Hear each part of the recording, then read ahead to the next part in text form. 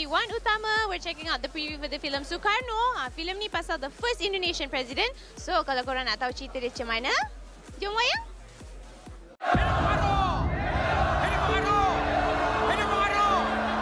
Seorang pemimpin itu harus bisa menggenggam hati rakyatnya.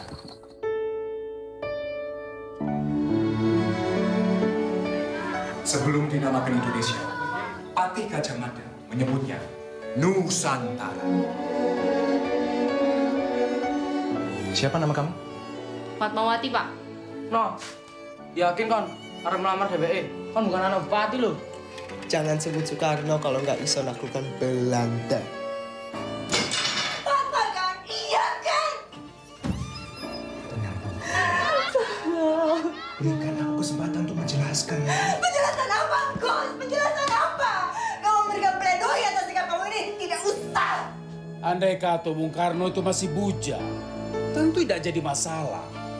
Tapi ini... Aku mencintainya, Ayah. Ibu teh sudah memberikan segalanya untuk Bapak. So sekarang ni kita dengan Hanung Bramantio, the director of this movie. Hanung, thank you so much for making time for us. Okay, so first kali, apa yang membuatkan you macam terpanggil untuk direct this kind of movie?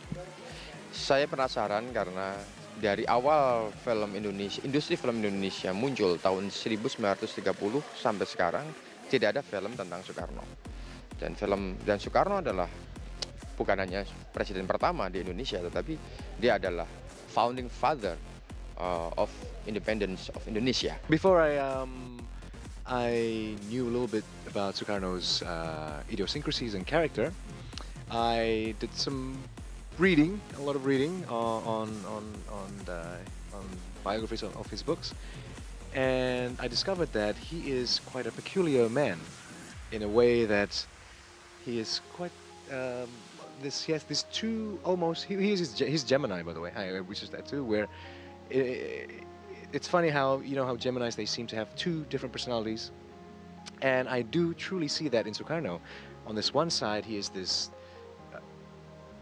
a very strong, very intelligent, very cerebral man, but on the other side, he's this flamboyant womanizer, a little promiscuous maybe.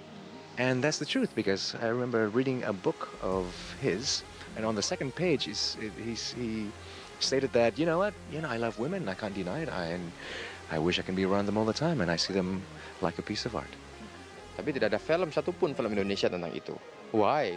That's why saya memberanikan diri untuk membuat film Soekarno setelah saya berhasil sukses membuat film biografi sebelumnya tentang Ahmad Dahlan. Karena Ahmad Dahlan tidak ada orang yang tahu tentang siapa Ahmad Dahlan, pendiri organisasi Muhammadiyah.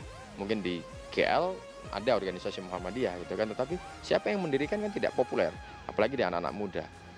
Film tentang Ahmad Dahlan itu sangat sukses di Indonesia pada saat itu. Kenapa film Soekarno tidak dibuat? Karena itu makanya saya bilang sama Pak Ram Punjabi, Pak Ram, untuk mari kita membuat film Soekarno, Pak Ram, gitu kan. Dan saya tahu bahwa itu akan jadi kontroversial tapi saya harus membuat film itu. Karena kalau tidak dibuat, ya siapa yang akan membuatnya lagi? I guess this is the only character where I'm depicting someone else. And it's a bit scary when you're not doing it correctly, because people could see from the videos or the archives, like, oh, you don't look like him, or you don't sound like him, or you don't act like him. So, yeah, so what I did was just, again, the research and doing my homework. Sebenarnya saya memulai membuka lagi buku-buku tentang Soekarno setelah saya dari tahun 2009. Saya membuka lagi buku-buku itu. Tapi riset secara efektif itu 2 tahun.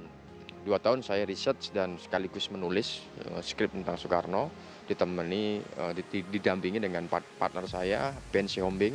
Kita menulis berdua di situ, itu selama 2 tahun.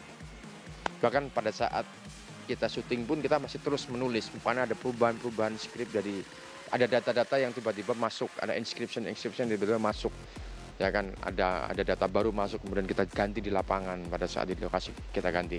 No, I mean, for me personally, I was inspired, especially playing the movie, and I got to know Indonesia's history a bit more. And my first pemimpin saya ya pertama juga saya jadi lebih tahu.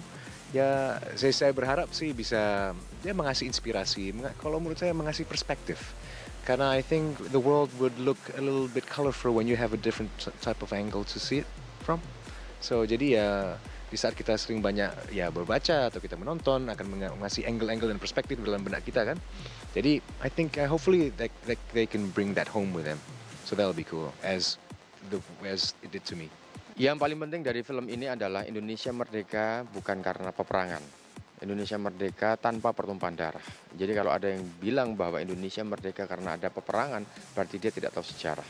Dan ini yang menjadi hal yang penting sekali harus saya katakan kepada semua orang, baik itu Indonesia maupun di luar Indonesia, bahwa tanggal 17 Agustus 1945 pada saat itu, Soekarno memproklamasikan kemerdekaan Indonesia tanpa adanya pertumpahan darah sedikit pun. On December 7, 1941, Japan, like its infamous Axis forces, struck on Pearl Harbor. Jepang bergerak cepat, sangat sistematik. Propaganda mereka, Nippon Aja no Doho. Jepang saudara Asia. Saudara Asia itu berhasil.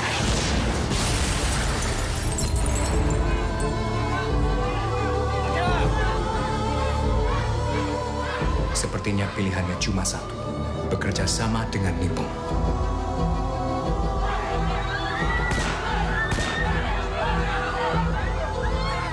Bung harus melepaskan diri dari mereka. Nippon masih kuat di sini. Nippon sudah kalah.